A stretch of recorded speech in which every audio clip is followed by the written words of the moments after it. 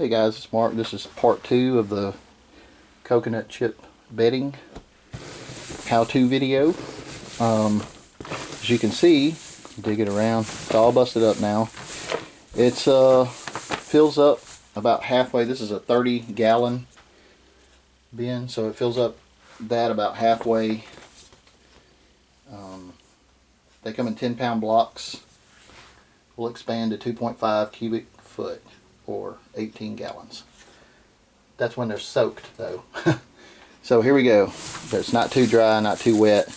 You can mix it to the point where when you squeeze it, water's coming out, but if you'll notice, there's no water coming out. That's how I like mine because mine have lids on the tubs. When I mix it up for the V18 rack or the other Vision rack that I have, I'll mix it with a lot more water, sometimes even almost up to a gallon, like twice as much water, and seems to work good. See, there's even any of the dark ones I pick up, I squeeze, there's no water in it whatsoever. Hope I'm getting that on film. I wasn't even looking. Oh yeah, it's in the right spot. Cool. So you guys know me, and those of you who don't, I'm not gonna end the whole video without at least showing you a snake. Here's one of my holdbacks from last season. This is a little pastel calico girl. See if I can get her in the right spot here. Do a little zoomage. Plus you can see the Reptichip a little better too, like this. I don't know, it looks a lot lighter on there. But there you go. Zoom back out or in. And see if she'll start crawling around for you. There we go. Well, okay then.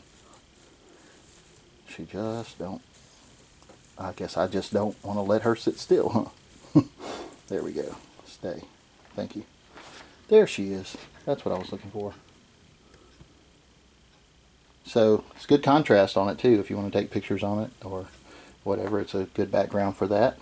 That's the reason I wanted to show you the snake. Should be mixing up another one in probably a couple hours. I'm fixing to get started changing my entire collection over this. So the main reason I wanted to share it with you is because I see people mixing it and showing how to mix it, and they always mix it really wet. And I actually did when I first started using it. I had it mixed too wet, and I had a girl that dumped her water bowl and peed, and she was in a little V18 Vision, and it was totally it got to the point where it was totally saturated with so much water in it, and that's when I started backing off on it and trying to work out just the right amount so I could let people know. Now when I noticed that she started getting bubbles in her mouth, I mean, I took her off of the bedding and put her back on paper towels for a few days. It cleared right up. I had called my vet, and that's what he told me to do, so I did that instead of just starting off with shots of antibiotics or whatever. Gave her a chance for her body to heal itself. She's not even in that rack anymore now. She's in a bigger tub and doing good, or doing great actually. Won't be too awful long. Another 6 months or so, she'll probably be ready to breed. So I want to share with you guys my experiences so you don't have to go through them. So this one looks like it's really wet, and I see just a little bit of water. Wait, I see just a little bit of water. I squeeze it hard and I can barely see any, and that's the wettest looking one I've seen. If you're using them in professional racks, which I never could afford, like Vision or what other racks, Freedom Breeder or ARS or any of those, you can mix it to where it's actually, in some pieces you pick up, will be dripping, So there we go. This is the Reptichip, oops. Okay, so there's two different ones that I know of, Reptichip and Pro Coco. We'll just leave it at that. I'm not trying to promote either one, but I'm not going to promote one over the other either. So there you go.